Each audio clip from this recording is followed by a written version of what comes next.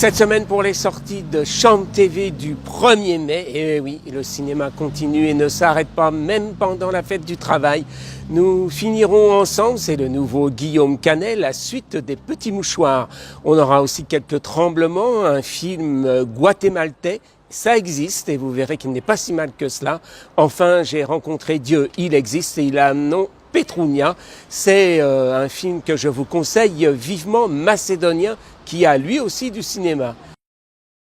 Notre coup de cœur de cette semaine, nous finirons ensemble de Guillaume Canet avec François Cluzet, Marion Cotillard, Gilles Lelouch. Max est parti se ressourcer dans la maison au bord de la plage. Il est entre la fin d'une histoire avec Véronique et une nouvelle aventure. C'est l'occasion que saisit la bande pour venir lui fêter un joyeux anniversaire. Sauf qu'il ne veut pas qu'on lui fête son anniversaire. Au bord du gouffre, noyé dans les affaires, il est venu vendre la maison du bonheur et des souvenirs communs. Personne ne le sait encore. Et il compte bien garder cette douleur secrète.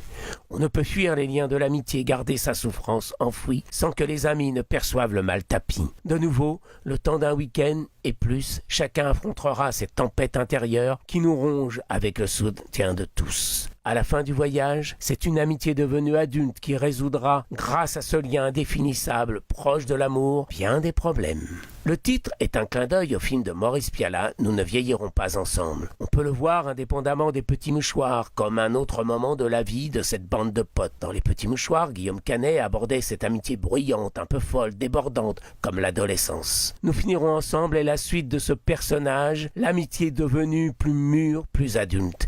La vie n'épargne pas notre bande et chacun cache une fracture, une blessure que le temps ne referme pas. Par pudeur, par nécessité, on voudrait rester seul pour affronter la douleur et le changement. Chaque personnage, de Max à Marie en passant par Eric, Antoine, Vincent, affronte ce passage qui fera d'hier la force de demain. Chacun se remet en question et s'interroge sur les liens qui les unissent dans ce maelstrom de l'existence. On passe de trentenaires fougueux et pleins d'espérance à des quadras plus matures qui ont dû faire avec les détours du temps qui passe. Guillaume Canet réussit un scénario entre l'humour bon enfant d'une bande de potes et le drame plus profond qui questionne la vie. Dans la grande tradition du film choral, à la Claude Lelouch, il possède une place particulière, pleine et entière.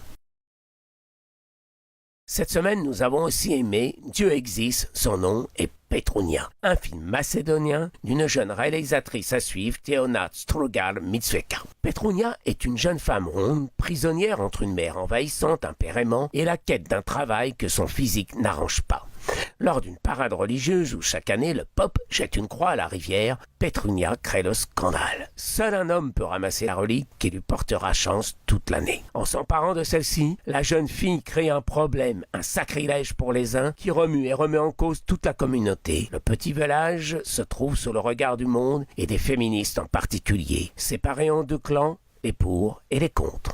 Un premier film qui aborde dans un pays où la tradition a encore le nerf solide et masculine, la condition des femmes. Sous ses airs de fable et de comédie, il en dit plus sur nos regards portés sur l'autre sexe. Un petit bijou exceptionnel qui creuse son sillon sans rien laisser de côté et nous livre une héroïne forte. À la fin, crois ou pas, Petrounia aura accompli son destin en ne cédant rien. Pour continuer dans le cinéma d'ailleurs, un film guatémaltèque, Tremblement, dans la lignée de Come As You Hear, il traite de rapports de l'église et de l'homosexualité. À 40 ans, Pablo découvre son amour des hommes et devient la honte de sa famille. Pour le guérir, on l'envoie dans une communauté religieuse où un prêcheur et sa femme le ramèneront sur le droit chemin. En évitant le happy end, le film nous renvoie au miroir de nos consciences.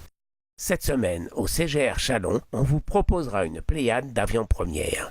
Les crevettes pailletées, jeudi 20 mai à 20h, le détective Pikachu, dimanche 5 mai à 13h, et Hellboy en avant-première, le mardi 7 mai à 22h10. Au cinéma Gaumont, on vous proposera aussi les crevettes pailletées et Pikachu.